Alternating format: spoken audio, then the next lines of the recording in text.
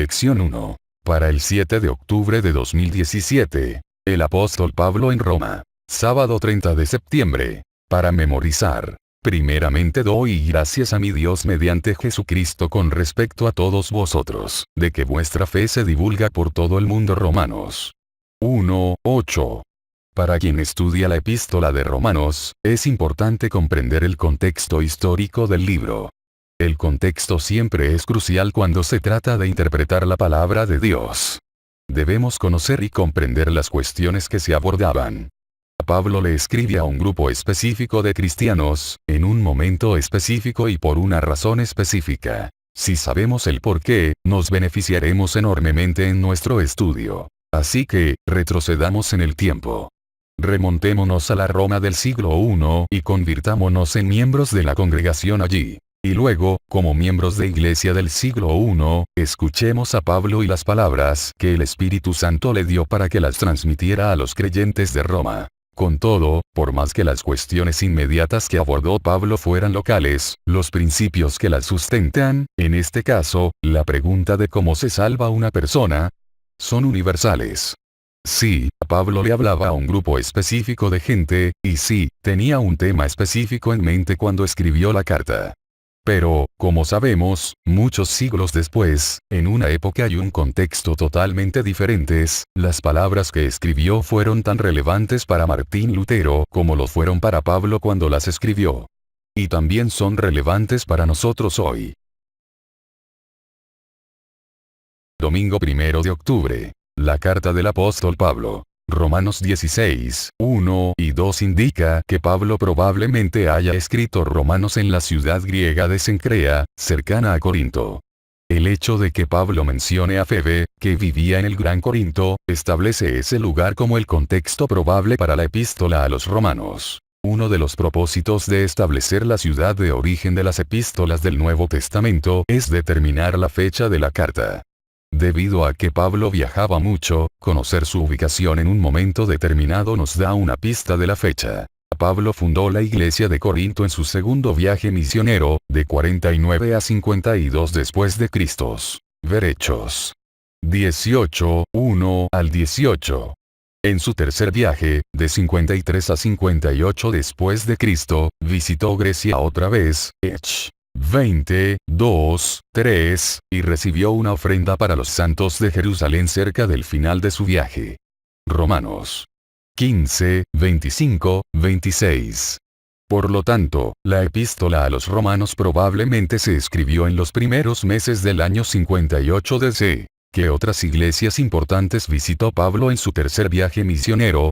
Hechos 18, 23. Al visitar las iglesias de Galacia, Pablo descubrió que, durante su ausencia, los falsos maestros habían convencido a los miembros de que se sometiesen a la circuncisión y cumplieran con otros preceptos de la ley de Moisés.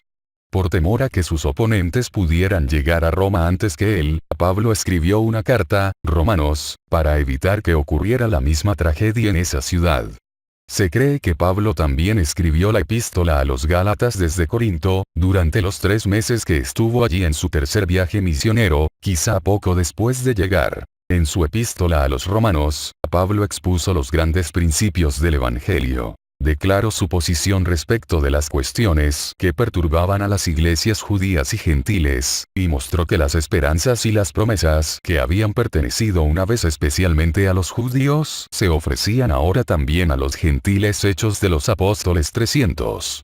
Como se dijo, al estudiar cualquier libro de la Biblia, es importante saber por qué se escribió, es decir, en qué situación se planteaba. Por lo tanto, para comprender la epístola a los romanos, es importante saber qué cuestiones perturbaban a las iglesias judías y gentiles. La lección de la próxima semana abordará estas preguntas. ¿Qué tipo de problemas perturban a tu iglesia en la actualidad? ¿Las amenazas provienen más de afuera o de adentro? ¿Cuál es tu papel en estas discusiones? ¿Cuán a menudo te has puesto a pensar en cuál es tu papel, tu postura y tus actitudes en las luchas que enfrentas? ¿Por qué es tan importante este tipo de autoexamen? Lunes 2 de octubre. El deseo de Pablo de visitar Roma. Es indudable que el contacto personal es la mejor manera de comunicarse, en la mayoría de los casos. Podemos llamar por teléfono, enviar un correo electrónico, un mensaje de texto, e incluso comunicarnos por Skype. Sin embargo, la mejor manera de comunicarse es personalmente, cara a cara. Por eso, Pablo anunció en su carta a los romanos que tenía la intención de verlos en persona.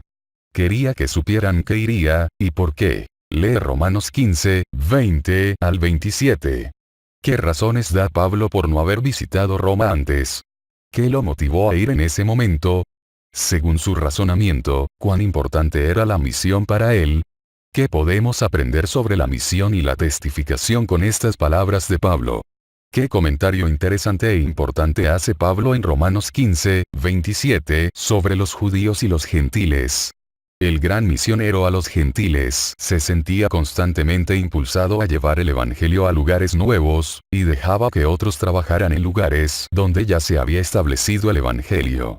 En la época en que el cristianismo era joven y los obreros pocos, habría sido un desperdicio de valiosa energía misionera que Pablo trabajara en lugares ya penetrados.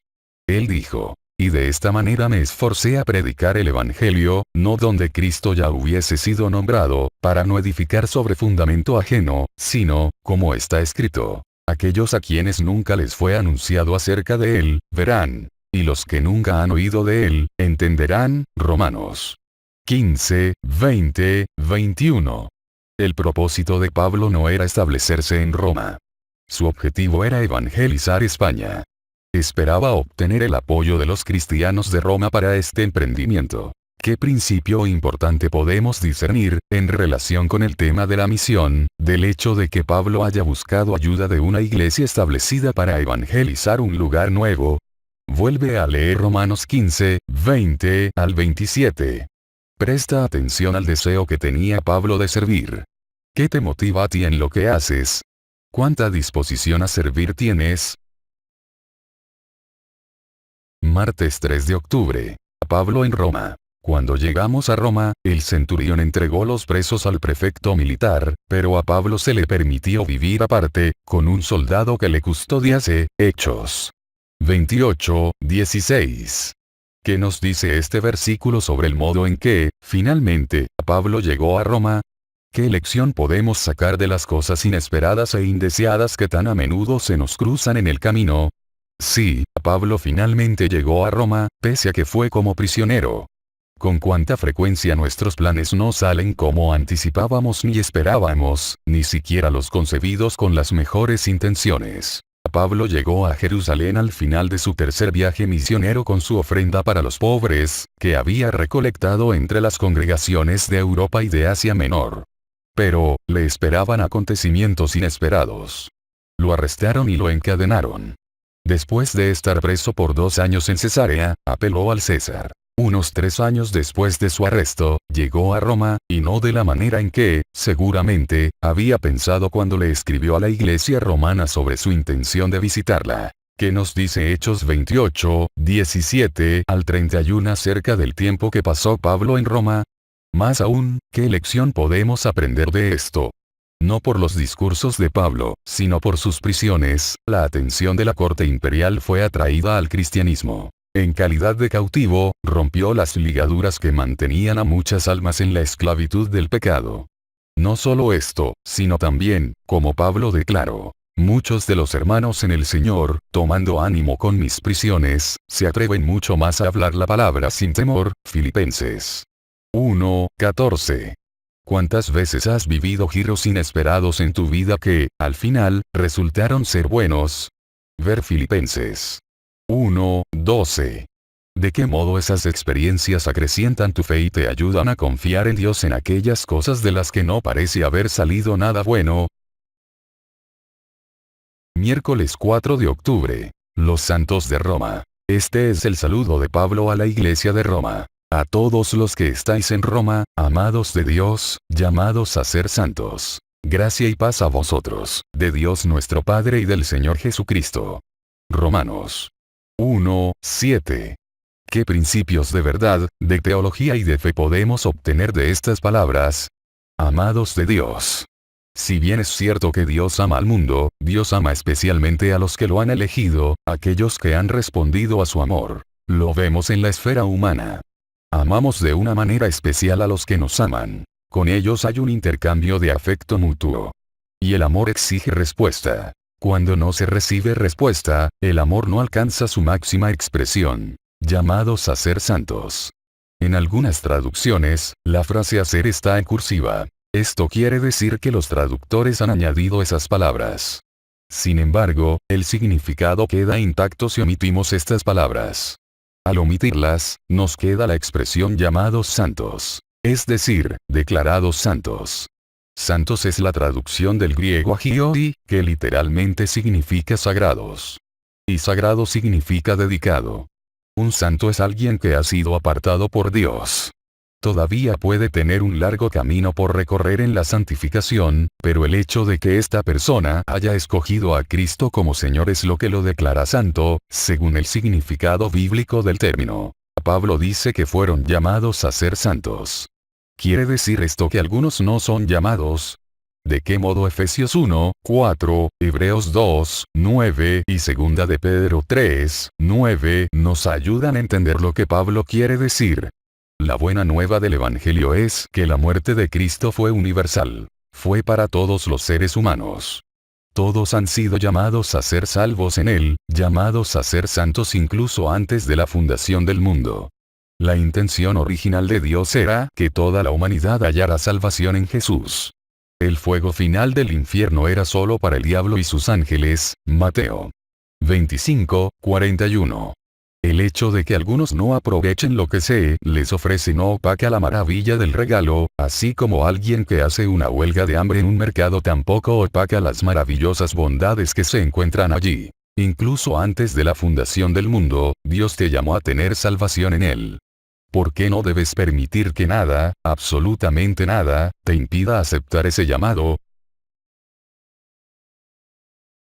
Jueves 5 de octubre. Los creyentes de Roma. Primeramente doy gracias a mi Dios mediante Jesucristo con respecto a todos vosotros, de que vuestra fe se divulga por todo el mundo. Romanos 1, 8.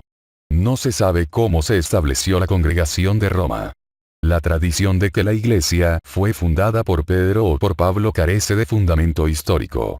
Tal vez la fundaron laicos, como los conversos del día de Pentecostés en Jerusalén, Hechos 2, que luego visitaron Roma o se mudaron allí.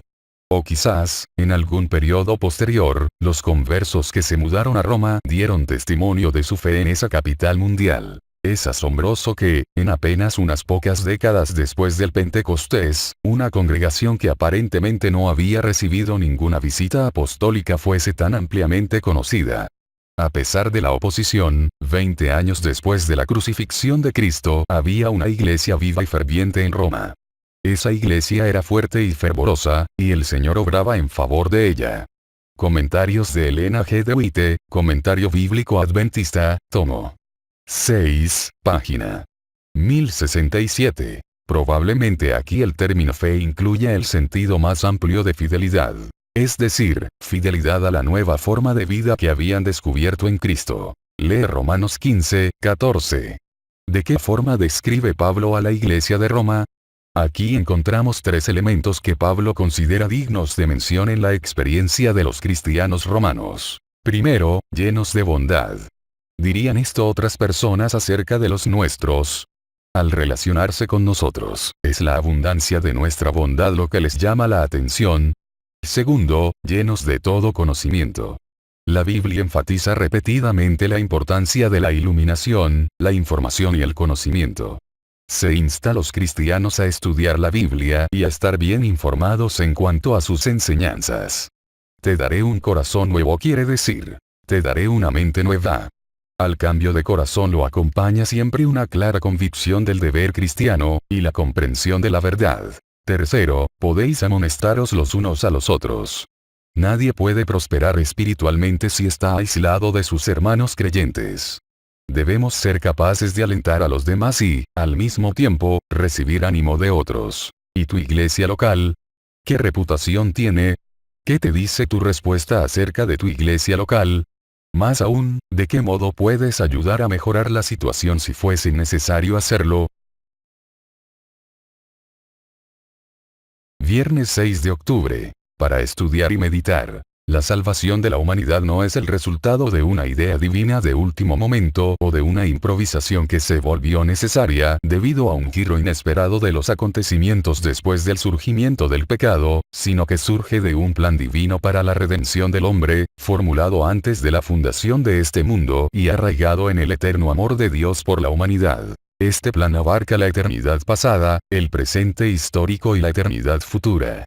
Incluye realidades y bendiciones como la elección y la predestinación de ser el pueblo santo de Dios y ser semejantes a Cristo, la redención y el perdón, la unidad de todas las cosas en Cristo, el sellamiento del Espíritu Santo, la recepción de la herencia eterna, y la glorificación. En el centro de este plan, están el sufrimiento y la muerte de Jesús, que no fueron accidentes de la historia ni productos de una simple decisión humana, sino que tienen su base misma en el propósito redentor de Dios. Hechos 4, 27, 28. Jesús era en verdad el Cordero que fue inmolado desde el principio del mundo. Preguntas para dialogar. 1. Con la clase, conversen sobre el significado de la Reforma Protestante. Piensen especialmente en esta pregunta. ¿Cuán distinto sería hoy nuestro mundo sin ella? 2. Reflexiona en la idea de que fuimos llamados a ser salvos, incluso antes de la fundación del mundo. Ver también Tito 1, 1, 2. Segunda de Timoteo 1, 8, 9. ¿Por qué debería resultarnos tan alentador? ¿Qué nos dice esto acerca del amor de Dios para con todos los seres humanos? ¿Por qué, entonces, es tan trágico cuando la gente le da la espalda a lo que se le ha ofrecido tan generosamente? 3. Medita en la pregunta final del estudio del jueves.